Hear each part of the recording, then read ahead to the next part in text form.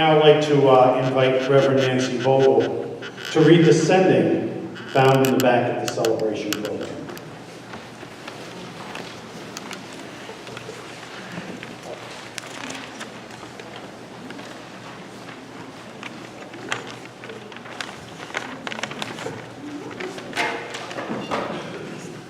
Stairs and I are not friends yet.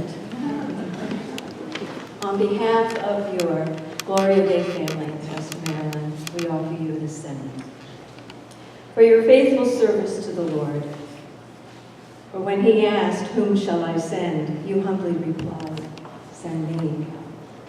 For the difference you made in the lives of so many, as our pastor, teacher, and friend, and for the dedication and commitment with which you have dispersed your duties as pastor.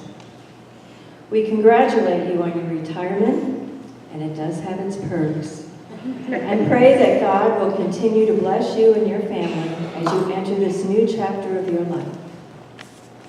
You're welcome.